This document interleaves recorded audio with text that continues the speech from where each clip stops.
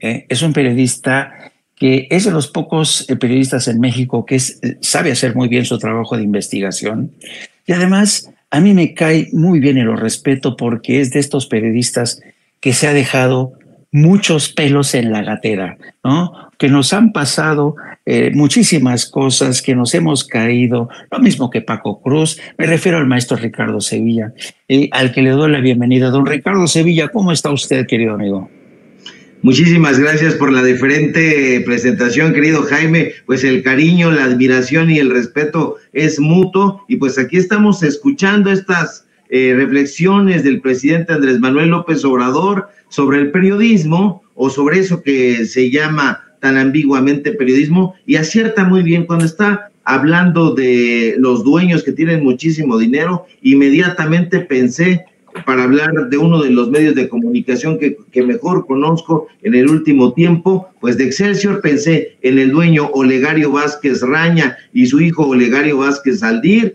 Después pensé en los gerentes, pensé en Ignacio Anaya, pensé en Pascal Beltrán del Río, y después pensé en las estrellitas que están alrededor, que pues son los que asumen esta pelea, esta vocería, por tener un dinero, diría yo, pues mal habido, francamente. No hay que buscarle otro adjetivo, mi querido Jaime, sino dinero mal habido. Y digo que es dinero mal habido porque se obtiene a base de engañar a la población, a base de esparcir rumores, a base de tergiversar la información. Y bueno, precisamente por eso nosotros hemos decidido ya desde hace mucho tiempo dejar a un lado ese periodismo que es a todas luces falso, que es un negocio de información. Se decía y se dice bien todavía que la información es poder, pero estos personajes están truqueando la información,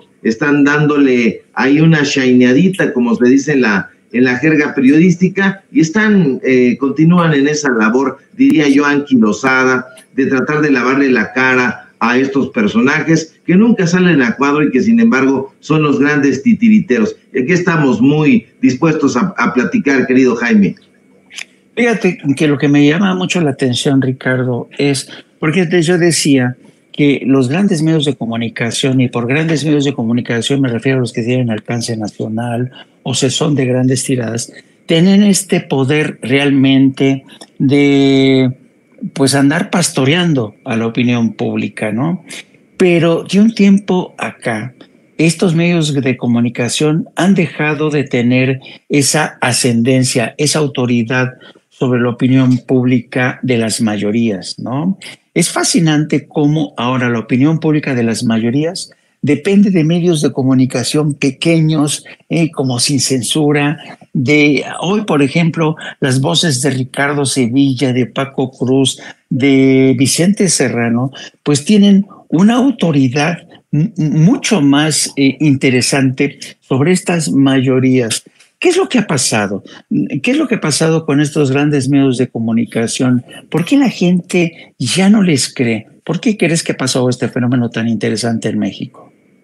Pues fíjate que desde hace mucho tiempo, ya diría yo décadas, el pueblo de México recelaba, desconfiaba de estos personajes. Estoy hablando desde hace varias décadas porque esta desconfianza de los personajes como Joaquín López Dóriga o Ciro Gómez Leiva se remonta a las épocas de Jacobo Saludowski, este comunicador. Incluso le hicieron una canción en la banda Caifanes, refiriéndose a este ser que nos miente, a este personaje que salía y decía con una autoridad en ese momento, pues qué se pensaba, qué se creía.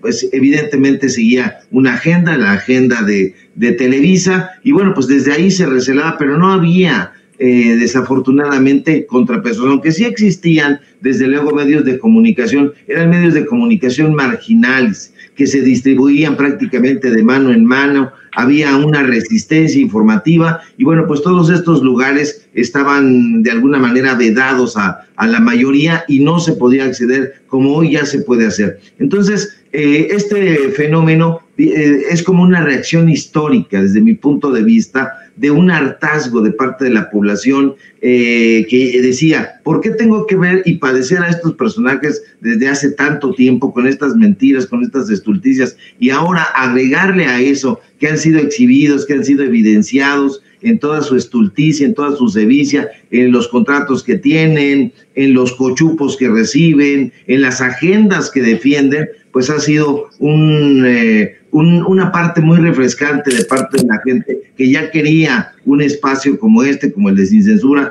como el espacio tuyo, desde luego, mi querido Jaime, que también entras en esa pleyad de periodistas que tienen autoridad, que saben hacer su trabajo y que no se cuelgan de ninguna agenda, que no se necesita hacerlo realmente, porque el periodismo pues tiene una dinámica propia, y esa dinámica propia pues tiene que ver con la investigación, y bueno, pues es un periodismo que ya no se está practicando lamentablemente en muchos espacios, y cuando se practica a cuentagotas. Dices muy bien, hace rato te estaba yo escuchando con mucha atención, hay muchos colegas en el periódico Universal que merecen todo nuestro respeto, toda nuestra adhesión, sobre todo en la parte que se denomina en la jerga periodística la tropa.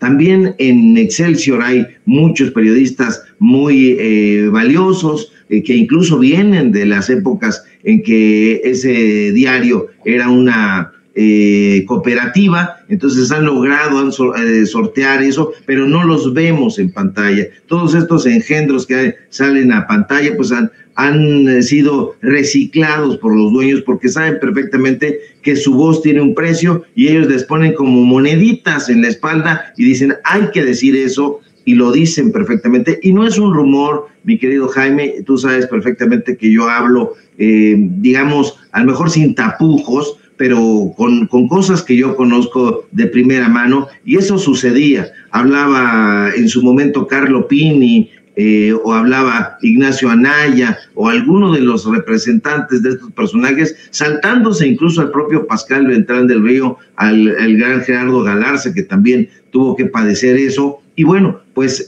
hablaban y decían, abre la columna de Francisco Sea, abre la columna de Yuridia Sierra, abre la columna de tal o cual personaje y coloca el siguiente párrafo. Y así se alquilan de una manera tan espantosa, tan miserable estos personajes, de tal suerte que solo verlos, la verdad, da urticaria, porque sabemos perfectamente que ese periodismo que practican, mi querido Jaime, tiene precio. Y lamentablemente, pues el periodismo, al menos el periodismo que nosotros conocimos, que nosotros tratamos de practicar a brazo partido, pues no tiene precio, o no debería tenerlo. Uno de los elementos que me han llamado mucho la atención